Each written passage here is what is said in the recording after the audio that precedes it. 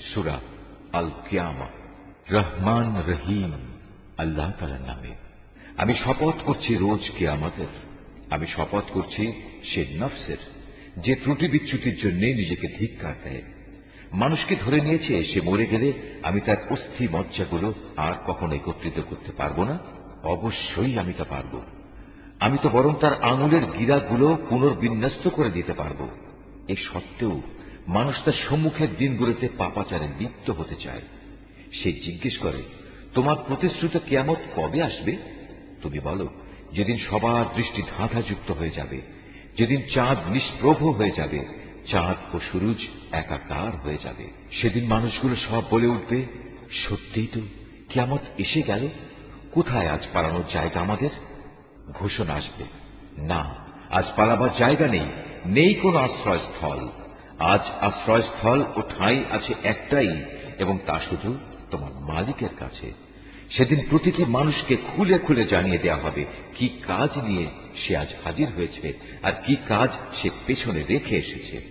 সেদিন মানুষ নিজেরা নিজেদের কাজকর্মের ব্যাপারে সম্যক অবগত থাকবে, যদিও সে নিজের স্বপক্ষে বিভিন্ন অজুহাত পেশ করতে চাইবে। হে নবী, তুমি দ্রুত ওহী মুখস্থ করার চেষ্টা করে তোমার জিহ্বা নাড়িও না। এর একত্র করা ও ঠিকমতো তোমাকে পড়িয়ে দেওয়ার দায়িত্ব আমার উপর। অতএব আমি জিব্রাইলের মাধ্যমে তোমার কাছে যখন কোরআন পড়তে থাকি, তখন তুমি সে পড়ার দিকে মনোযোগ দাও এবং এর অনুসরণ করার চেষ্টা করো। অতঃপর তোমাকে এর ব্যাখ্যা বলে দেওয়ার দায়িত্ব আমার উপর।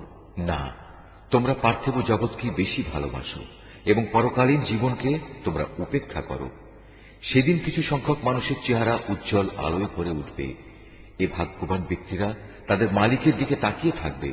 আবার এদিন কিছু মুখের চেহারা হয়ে যাবে উদাস ও বিবর্ণ। তারা ভাবতে থাকবে, এক্ষুনি বুঝি তাদের সাথে কোমর বিচূর্ণকারী আযাবের আচরণ শুরু করা হবে। কখনো নয়।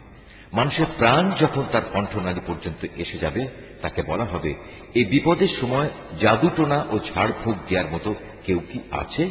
সে তখন ঠিক মতোই বুঝে নেবে পৃথিবী থেকে এখন তার বিদায় নেবার পালা। আর এভাবেই তার এ জীবনের শেষ পা পরের জীবনের প্রথম পার সাথে জড়িয়ে যাবে। আর সেই দিনটিই হবে তোমার মালিকের দিকে তার অনন্ত যাত্রার প্রথম সময়। আসলে এই জাহান্নামী ব্যক্তিটি সত্য স্বীকার করেনি এবং সত্যের দাবি মোতাবেক সে নামাজ প্রতিষ্ঠা করেনি, বরং তার বদলে সে সত্যকে মিথ্যা প্রতিপন্ন করেছে এবং সত্য থেকে সে মুখ ফিরিয়ে নিয়েছে। সে অত্যন্ত দম্ভ ও অহমিকা ভরে নিজের পরিবার পরিজনের কাছে চলে যেত। আল্লাহ তাআলা বলবেন, হ্যাঁ, এ পরিণাম ঠিক তোমাকেই মানায় এবং এটা তোমারই প্রাপ্য। হ্যাঁ, এ আচরণ তোমারই সাজে, এটা তোমার জন্যই মানায়। মানুষকে ধরে নিয়েছে যে তাকে এমনি লাগামহীন অবস্থায় ছেড়ে দিয়ে রাখা হবে। সে কি এক সময় এক ফোঁটা স্খলিত শুক্র বিন্দুর অংশ ছিল না? তারপর এক পর্যায়ে তা হল রক্তবিন্দু। অতঃপর আল্লাহ তাআলা তাকে দেহ সৃষ্টি করে সুবিন্যস্ত করলেন। এরপর আল্লাহ তাআলা সে অবস্থা থেকে নারী পুরুষের জোড়া পয়দা করেছেন। এরপরেও তোমরা কি মনে করো আল্লাহ তাআলা মৃতদের পুনরুজ্জীবিত করতে সক্ষম হবেন না?